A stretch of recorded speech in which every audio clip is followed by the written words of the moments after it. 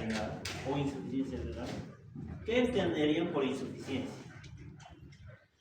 Que el riñón es insuficiente de cumplir sus funciones normales, ¿no? O sea, no puede producir orina, no puede controlar lo que es los electrolitos, no elimina desechos tóxicos, etc. Eso es insuficiencia renal. Ahora, la insuficiencia renal se clasifica en dos: agudo o crónico. Agudo significa una falla temporal y crónico significa una falla permanente. Los pacientes que llegan a falla aguda son aquellos que tienen una causa que ha empezado hace menos de una semana. ¿Como cuál? Pérdida de líquido. ¿Cómo puede perder uno líquido? Ejemplos: hemorragia, otro. Ya un trauma puede conducir a la pérdida de sangre, pero otro además de hemorragia. Deshidratación por ya por intoxicación alcohólica, tal vez puede ser.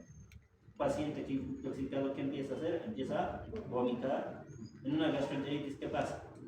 Pierde mucho líquido por vía fecal, ¿no? Todo lo que condiciona pérdida de líquido en menos de una semana, ¿no?, puede llevar a una falla aguda. Como les dije hace un momento, si pierdes líquido, dale líquido. Pero ¿qué es lo crónico? Lo crónico es cuando hay un daño que va, ¿no?, estableciéndose a lo largo de varios meses, como los diabéticos y hipertensos. Eso es insuficiencia renal. Entonces, bueno, para no ir más alargando eso, estas son las diferencias, ¿no? Hay algo que se llama pruebas para calcular el filtrado glomerular. ¿Cuánto es el filtrado glomerular? Les he dicho que es de 180 litros por día. Pero lo que nosotros manejamos es minutos, ¿no?, ml por minuto. ¿Cuánto llegaría a ser? 120 a 125 ml por minuto. ¿Muy bien? Existe, ¿no?, lo que es las pruebas de filtrado o de aclaramiento. ¿Qué es aclaramiento? Es el volumen de plasma que queda totalmente libre de una sustancia por su paso en el riñón, o sea, una concentración X por unidad de tiempo. Entonces, las pruebas de filtrado glomerular se basan en el aclaramiento plasmático de una sustancia. ¿Qué quiere decir eso? Que una sustancia se va a liberar completamente del plasma y va a filtrarse a través de lo que es el capilar hacia la cápsula de Bowles. Y ya no vuelve a la circulación. ¿Qué quiere decir? No se reabsorbe ni se secreta. Los requisitos para esta sustancia dicen que deben ser 100% filtrables, o sea, que todo pase del soluto, que no se reabsorba ni se secrete y que tampoco se elimine por otra parte, por vía extrarenal, porque hay ciertos elementos que se eliminan por vía extrarenal. Esta es la fórmula del aclaramiento de cualquier sustancia. ¿Qué es aclaramiento realmente? Es el volumen de plasma que queda totalmente libre de una sustancia. Muy bien, y se mide por unidad de tiempo en ml por minuto. Entonces, la fórmula del aclaramiento de una sustancia llegaría a ser que la multiplicación de la concentración urinaria de esa sustancia por el volumen urinario de esa sustancia sobre la concentración plasmática de esa sustancia. Muy bien. Ahora, ¿qué tipo de pruebas tenemos para medir el filtrado glomerular? Tenemos pruebas exógenas y tenemos pruebas endógenas. ¿Qué son pruebas exógenas? Son aquellas que nosotros no podemos administrar al paciente y ver si se eliminan por el riñón. ¿Bien? Por ejemplo, anteriormente se utilizaba lo que era la inulina y actualmente se utilizan isótopos radioactivos como el TTPA, el EDTA, iotalamato y el sol. Estos son elementos radioactivos que se inyectan a través de la vena, ¿no?, al paciente y se ve cómo captan estos elementos los riñoncitos. Este estudio se conoce como una gamografía renal. Aquí vemos cómo se pintan los riñones. Si no llegarían a pintarse los riñones de este color, como en este caso, si no se llegarían a pintar, ¿qué quiere decir? Que el riñón no está recibiendo esa cantidad de sangre que debería recibir. Muy bien. Y otro, puede que capte, o sea, que reciban los riñones esa sustancia, Pero aquí tengo una curva de eliminación de esa sustancia. Aquí tengo un pico. Si esa sustancia es captada, muy bien, hace el pico, pero luego inmediatamente tiene que empezar a eliminarse. ¿Qué pasa si no se elimina? El paciente no puede filtrar. ¿Bien? Bueno, ¿qué pruebas endógenas? Esto es lo que nosotros practicamos diariamente. La medición de la creatinina. ¿Qué es la creatinina? Es una proteína que proviene de la creatina y la fosfocreatina muscular. O sea, ¿dónde se encuentra esta creatina? En el músculo. Muy bien. La producción diaria es del 1 al 2%. Esta sustancia cumple la mayoría de los criterios, ¿no?, que habíamos dicho que debe tener una sustancia para medir el aclaramiento. ¿Cuál era? Que se filtre al 100%, que no se reabsorba, no se secrete y que no sufra eliminación extrarrenal, o sea, en otros órganos que no sean el riñón. Cumple parte, se filtra en el 100%, o sea, pasa totalmente, pero se secreta en el túbulo en un 10 a 15%. Ese es el pequeño gran detalle. Sería el marcador ideal la creatinina para medir el filtrado glomerular. Lo que pasa es que esta se secreta también en un 10 a 15%. ¿Qué quiere decir? Que lo que se está eliminando por riñón es más de lo que hay en la sangre. ¿Bien?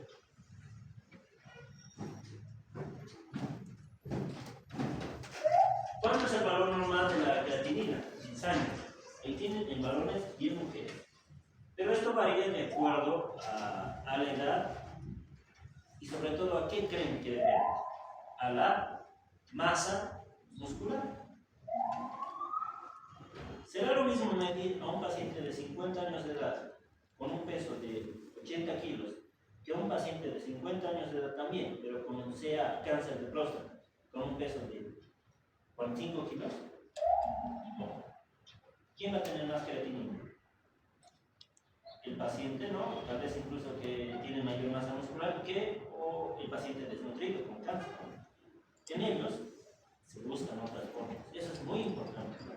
Si bien la creatinina es el medio más no accesible, no es el mejor. ¿Bien?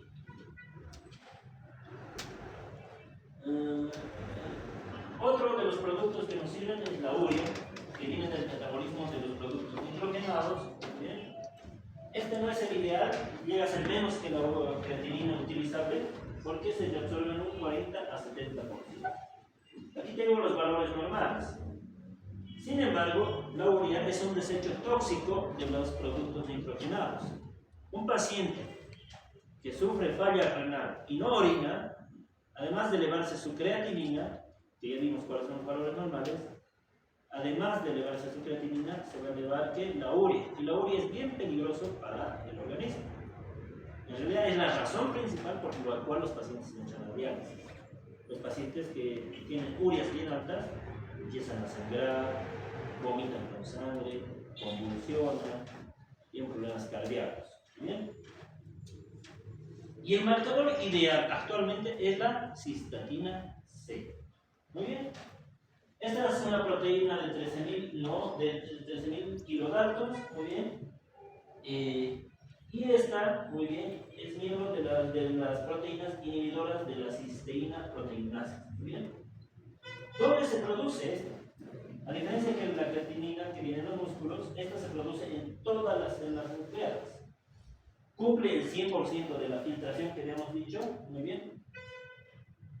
También es absorbida y catabolizada por las células del epitelio tubular, pero no se reincorpora al flujo de sangre, o sea, no se reabsorbe esto, ni se secreta totalmente. Muy bien. Y no es afectado por la dieta o el estado nutricional de una persona. Habíamos dicho que la creatina es una proteína muscular y esta puede ser alterada por varias causas. Desde edad, estado nutricional, peso, dieta. La cistatina C, no. Se filtra 100%, no se reabsorbe ni se secreta y no se modifica por otros factores. Por eso es el marcador ideal. Muy bien, ahora pasamos al último, con eso vamos a concluir. ¿Cómo se mide la tasa de filtrado glomerular? Aquí está el filtrado glomerular normal. El filtrado glomerular normal puede ser de 125 ml por minuto por 1.73 metros cuadrados de superficie corporal. Ese es el valor normal. Cualquiera de nosotros debería estar filtrando sus riñones a 125 ml por minuto o 180 litros por día. ¿Qué factores pueden modificar la tasa de filtrado glomerular? La edad varía, el sexo, el peso, la talla, ¿no? El índice de masa corporal. Y esto es muy importante. A partir de los 40 años de edad, pues todos nosotros vamos a perder el 1% de la capacidad de filtrar por año de edad. ¿Qué quiere decir? Un ml por año de edad a partir de los 40 años va a disminuir el filtrado glomerular de esos 125 ml. ¿No? Por ejemplo, a los 80 años, nuestro filtrado no va a ser 125 ml, llegaría a ser lo normal, 80 ml por minuto.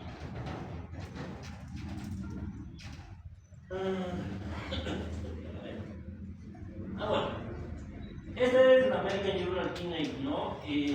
Disease es la Fundación Americana del Riñón. Muy bien. Esta es una revisión del 2021. Parece actual, esto se actualiza cada año. Me falta la del 2024, pero nos sirve, no cambia mucho. Se dice, ¿no?, que la tasa de filtrado puede variar en los adultos. Si bien el texto de nuestro libro dice 125 veces por minuto, nosotros debemos actualizarnos. El médico que no se actualiza, pues queda relegado. Oscila en la tasa de filtrado en adultos entre 100 a 125 ml por 1.73 de superficie corporal. ¿Muy bien? ¿Por qué por superficie corporal? Es decir, el riñón es proporcional al tamaño corporal. ¿Cuánto mide un riñón hemos dicho? ¿Más? 5 no. 10 a 12 centímetros, como mínimo 9 centímetros. A ver, todos se ven así. Vean su puño cerrado. No de todos es igual, vean a la de su compañero de lado. El mío, por ejemplo, debe medir mis riñones unos 10 centímetros. Los que son más bajitos, unos 9.5 centímetros. Por eso también varía esto.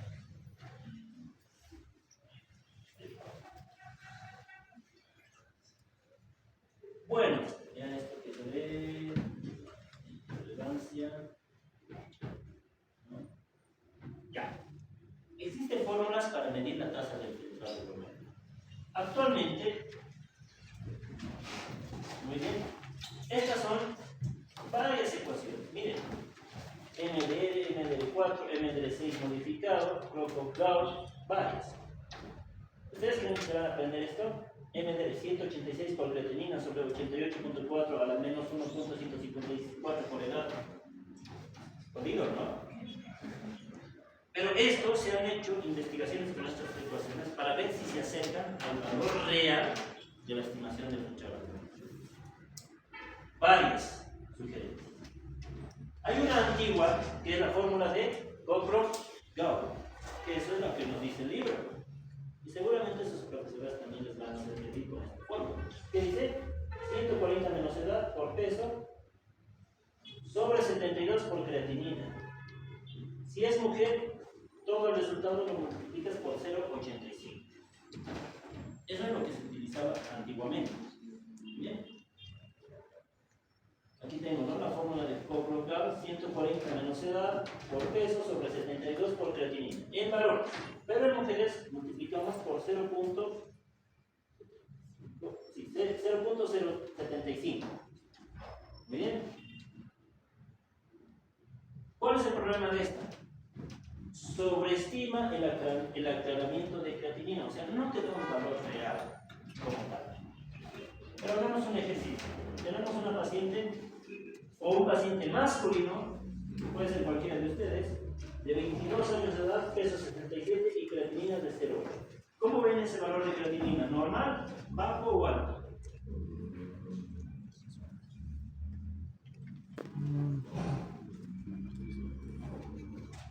¿Cómo está ese valor de creatinina? ¿Está normal?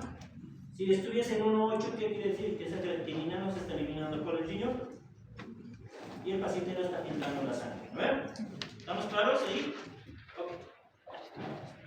Reemplazamos. Dice la fórmula 140 menos edad. ¿Cuánto es? 22. Por peso, 67. ¿Cuánto es su creatinina? 0,8 por 72. Tenemos la ecuación, ¿no? ¿Y cuánto nos sale? 137.2 ml por minuto. ¿Muy bien? Ese es el filtrado glomerular de un paciente de esa edad y con ese peso. Ahora, ¿qué pasa en un paciente de 40 años de edad con el valor de creatinina de 1.1? ¿No? Y es femenino. ¿Cómo hacemos? Lo mismo, 140 menos la edad por el peso, por su creatinina. Aquí no cambió la creatinina. Bueno, consideramos que es 0,8. Pero lo que podemos hacer, la fórmula decía, el resultado multiplicar por 0,75 o 0,85, cualquiera de los dos. Muy bien. Lo que nosotros podemos hacer en realidad es esto 0,8 multiplicar por 85. En el valor, ¿por cuánto era? Por 75. Eso es más fácil. Reemplazamos los 85, hacemos la ecuación y ahí está el resultado. 82.3 ml por minuto. ¿Está claro hasta acá? Muy bien. Miren, un paciente de 40 años, a diferencia de uno de 22, su filtrado varía, ¿no? Y como les decía, no es la mejor fórmula, es bastante antigua, les diré también, años, más de 20, 70, 50 años, y ha habido varias ecuaciones. Por ejemplo, la ecuación NDLD, modificación de la dieta en enfermos renales, que por factor tiempo no nos da para revisar, pero lo van a googlear, lo van a revisar muy bien. Se utilizó esto en varios pacientes adultos, muy bien, de raza blanca, para estimar, ¿no?, la tasa de filtrado glomerular. Muy bien. Miren, se han hecho varios estudios. Crocogard, MDR y este, que se llama CKD-EPI. Muy bien, CKD-EPI. ¿Qué dicen acá? La de Crocogard subestima la tasa de aclaramiento de creatinina. La de MDR subestima. Muy bien. Y la de CKD-EPI es esta, es la recomendada en adultos. Y esta es su fórmula. 141 por todo esto. Y yo me la sé como nefrólogo. Difícil la pregunta. Bueno, ya no da tiempo de revisar esto. ¿Cuál es la recomendación que la mantenemos desde el 2009? Las guías Caribo, que son las guías internacionales para enfermedades de riñón, recomiendan utilizar la fórmula de CKD-EPI. Bueno, agarran su celular y busquen esta aplicación, tasa de filtrado glomerular. Muy bien. Pónganle esto en el foto si quieren. Buscan esto en su Apple Store o en su ¿cómo es? Play Store. ¿Listo? Y les aparece esto en la aplicación. Muy bien. Donde te dice, miren, quieres medir la tasa de filtrado por CKD-EPI, la de Schwann para niños, por Crocogard, etc. Esta de CKD-EPI es con creatinina y esta es con cistatina. Entramos a la aplicación y nos sale esto. Directamente nos pide el valor de creatinina, la edad, el género, masculino o femenino, y ya nos da la tasa de filtrado glomerular. Bien. Nosotros actualmente utilizamos esto. No usamos Crocogard, muy bien, pero uno debe conocer cómo se realiza. Pero la de CKD-EPI es la que en realidad es la que se usa actualmente, porque es la que se ha acercado más al valor real de la tasa de filtrado glomerular. Muy bien. ¿Qué más es? Nada más. Esta imagen que... bueno, esta es una biopsia renal. Por ejemplo, esta es una ecografía de un riñoncito. Aquí está el doctor, lo que les decía. Y cuando pinchamos el riñoncito, ¿qué es lo que sacamos?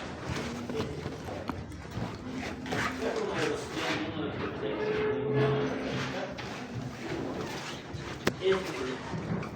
tejido. Lo que ven aquí, lo ven renal.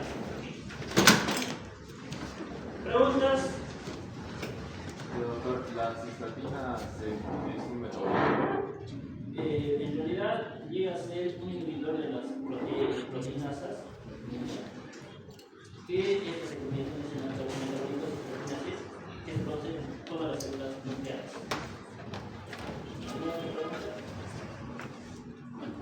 Muy bien, muchachos. Entonces,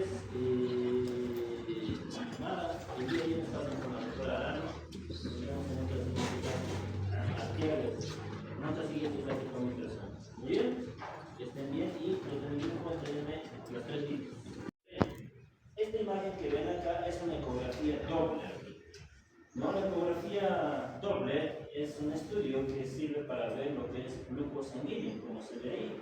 Les había dicho, ¿no?, la primera clase de anatomía, histología, que irrigación arterial es importante conocer, porque también se puede llegar a ver, miren, en el ecotomo. En realidad esto también hacemos en nuestro servicio de nefrología constantemente para hacer las biopsias renales. Nosotros hacemos este estudio para ver, digamos, después de la biopsia si algún vasito no está sangrando. Bueno, también depende de factores nerviosos. ¿Cuáles, por ejemplo? La inervación simpática y dopaminérgica. ¿Cuál de ellas es la principal? La inervación simpática. La inervación simpática se genera a través de la liberación de catecolaminas, como la noradrenalina y la adrenalina. Estas dos catecolaminas son vasoconstrictoras. Como habíamos visto en el ejemplo previo, ante un descenso de la presión por hemorragia, se activa el sistema nervioso simpático, libera también la angiotensina, provoca lo que es la disminución de flujo sanguíneo y el filtrado. Entonces, ahí tenemos los determinantes del flujo sanguíneo renal, que es la diferencia entre la presión arterial renal y la presión de la vena renal sobre la resistencia vascular renal total. Bueno, en cuanto al sistema nervioso simpático, como les decía, ante una pérdida sanguínea, ¿qué hace el sistema nervioso simpático? Hace una vasoconstricción. El sistema simpático, como han podido ver en la parte de neurofisiología, cuando el sistema nervioso simpático se activa, hay una aceleración de varios mecanismos. A nivel vascular, por ejemplo, los vasos se cierran, hay vasoconstricción. A nivel cardíaco, el corazón empieza a latir más rápido, ¿cierto? En este caso, al cerrarse la arteriola aferente, provoca una disminución del filtrado glomerular. Si hubiese una inactivación del simpático, pasaría lo contrario. También existe un control hormonal, ¿bien? El control hormonal del flujo sanguíneo renal. Ahí tengo diferentes hormonas, o neurotransmisores también, como por ejemplo la noradrenalina, la adrenalina y la endotelina, son vasoconstrictores potentes. Al ser vasoconstrictores potentes, estos tres van a disminuir el filtrado glomerular y también el flujo sanguíneo renal. La angiotensina 2 también disminuye el filtrado glomerular, pero en ciertas condiciones aumenta el filtrado glomerular. ¿Qué hormonas se oponen a la disminución del filtrado glomerular y más al contrario aumenta? El óxido nítrico y las prostaglandinas. ¿Bien? Ahora, miren, ¿qué es autorregulación del filtrado glomerular? ¿Qué es autorregulación? Que el riñón, por su cuenta, tiene la capacidad de controlar su flujo sanguíneo renal. Aquí nos dice que cuánto es la cantidad de plasma que se filtra por día. Se filtra 180 litros por día. ¿Qué quiere decir? Pasan 180 litros de plasma durante un día que se van filtrando. De esos 180 que pasan del glomérulo a los túbulos, dice que 178.5 llega a reabsorberse. ¿Cuánto queda? 1.5. ¿Cuánto es lo normal que debería orinar una persona en un día? Hemos dicho 1 litro a 1,5 litros por día. ¿Bien? Dice, ¿qué pasaría si la presión arterial media sube de 100 a 125 milímetros de mercurio? ¿Qué pasaría? Aumentaría el filtrado en un 25%. ¿Bien? Ok. Vamos a lo que es la retroalimentación túbulo-glomerular. ¿Bien? A propósito, estos temas ya son parte de la guía de prácticas de la siguiente semana que seguro ya les estén compartiendo. ¿Bien? Sí.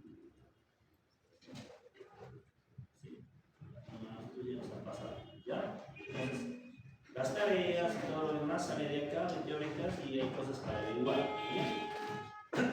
Acá dice retroalimentación túbulo-glomerular. Esto es bien fundamental. La retroalimentación túbulo-glomerular comprende lo que es el aparato yuxtaglomerular. Bien. ¿Qué es el aparato yuxtaglomerular? Eso lo han debido ver en histología. El aparato yuxtaglomerular comprende tres partes. Lo que llega a ser las células, ¿no?, yuxtaglomerulares, muy bien, la arteriola eferente y aferente y la mácula densa. ¿Qué es la mácula densa? La mácula densa es un segmento del túbulo distal. Muy bien, para los que no se ubican aún en esta parte, vamos a explicar.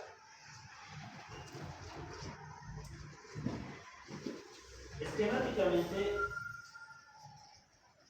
el glomérulo en los libros se representa de esta manera, más o menos así.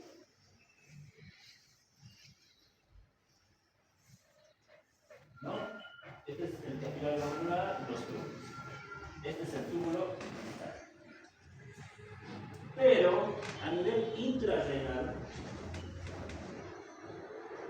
la cápsula de Bowman, o el glomérulo como tal, ¿no?, a nivel interglomerular, como está dispuesto, ¿no?, en una imagen como en rotación, el túbulo distal, esta parte que es el túbulo distal, toma contacto con el glomérulo renal. Muy bien, porque es una imagen tridimensional. No es que están así bien ordenaditas, sino están, ¿no?, como enredadas. Entonces, parte del túbulo distal de este segmento va a tomar contacto con lo que es el glomérulo renal, y es lo que vemos acá. Este es el glomérulo. Tengo las células yuxtaglomerulares, aquí también entran las células mesangiales, la mácula densa, parte del túbulo distal. ¿Se entendió eso? Ok. Bueno, ¿qué es esta retroalimentación túbulo-glomerular? Existen dos posibles efectos, o dos posibles situaciones. Miren, si es que existiese una disminución de la presión arterial por cualquier causa, ¿qué hemos dicho? Va a disminuir la presión hidrostática glomerular. Al descender la presión hidrostática glomerular, ¿qué va a pasar con el filtrado? Dijimos, va a caer, va a disminuir. No se va a producir orina. Ya. Cuando se filtra, lo que se filtra son solutos como sodio, potasio, cloro, ¿no? Se filtra glucosa, ¿no? Se filtra agua. Si no se filtra sodio, por ejemplo, hacia los túbulos, ¿quién va a percibir que no se está filtrando sodio hacia los túbulos? La mácula densa. Dice, no está llegando sodio. Lo que hace inmediatamente es que en el aparato yuxtaglomerular, donde la mácula densa forma parte de esta, ¿no?, se va a liberar una hormona llamada renina. Esta renina estimula la producción de angiotensina 2. Muy bien, la angiotensina 2 aumenta lo que es la vasoconstricción de la arteriola eferente. Entonces cierra esta arteriola. Al cerrar esta arteriola, ¿qué va a pasar con la presión hidrostática glomerular? Va a aumentar. Y al aumentar la presión hidrostática glomerular, el filtrado que había caído va a aumentar. ¿Se entendió? Es un mecanismo de compensación. Por un lado es eso, aumento de la vasoconstricción de la arteriola eferente. ¿Cuál es el otro efecto? Cuando la mácula densa percibe disminución, ¿no?, de la llegada de sodio al túbulo distal, va a disminuir la resistencia arteriolar aferente, ¿no? Entonces, al abrir esta arteriola aferente, va a llegar mayor flujo de sangre acá y la presión interglomerular va a aumentar y el filtrado va a aumentar. Otro de los efectos es que también va a aumentar la absorción tubular, ¿no?, de sodio en el túbulo proximal. Eso ya es parte de las siguientes clases, pero cuando en el túbulo proximal se reabsorbe desde el túbulo hacia la sangre sodio, Con el sodio, ¿qué entra? Agua. Sodio más agua, ¿qué hacen? Aumentan la presión arterial. ¿Cuál era el problema? Que había disminuido la presión arterial. A esto se conoce como retroalimentación túbulo-glomerular. ¿Dónde inició el efecto? En el túbulo. La mácula densa percibió esa disminución de sodio. Esto conllevó a que se active el sistema renina-angiotensina.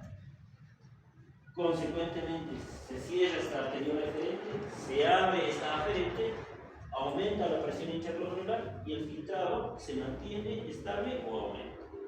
Bien. Y por otro lado, aumenta la reabsorción de sodio en el túbulo. ¿Tiene alguna pregunta hasta acá? ¿Sí? ¿Tiene que ver la aldosterona aquí? Sí, sí. La aldosterona, como segundo efecto de la angiotensina 2, además de aumentar esto, la resistencia arteriolar eferente, de la arteriola eferente, induce a la liberación de aldosterona. La aldosterona se produce en una glándula llamada glándula suprarrenal, ¿ya? Y esta tiene como función principal aumentar la reabsorción de sodio, no en el túbulo proximal como se ve acá. La angiotensina 2 aumenta la reabsorción de sodio en el túbulo proximal. La aldosterona aumenta la reabsorción de sodio en el túbulo distal. Bien. Y lo propio que decía hace un momento, si aumenta la cantidad de sodio reabsorbida, por ella viene de agua. Sodio más agua, sodio es un soluto osmóticamente activo. ¿Qué quiere decir? Que retiene agua. Si aumenta agua a nivel de los vasos, la presión arterial va, de lo que estaba bajita, va a aumentar. ¿Bien? ¿Alguna otra pregunta? Bueno, esto es lo que tú decías justamente de la pregunta. Se libera la aldosterona y provoca retención de sodio y agua, aumentando la presión arterial. Muy bien.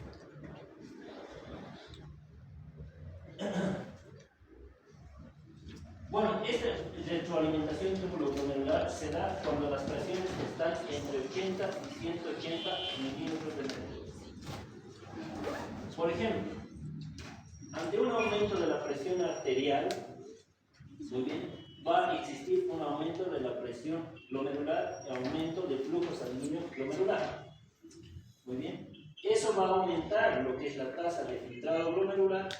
Muy bien, va a aumentar, si aumenta la tasa de filtrado, va a aumentar la disponibilidad de sodio en la mácula densa, y al aumentar la disponibilidad del sodio en la mácula densa, va a haber una vasoconstricción de la arteriola aferente. O sea, este es todo lo contrario a lo anterior.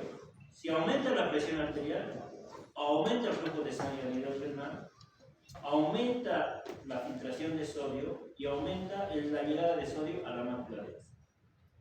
Habíamos dicho que si el sodio disminuye en la mácula densa, ¿hace qué? Cierre de qué? De la arteriola eferente.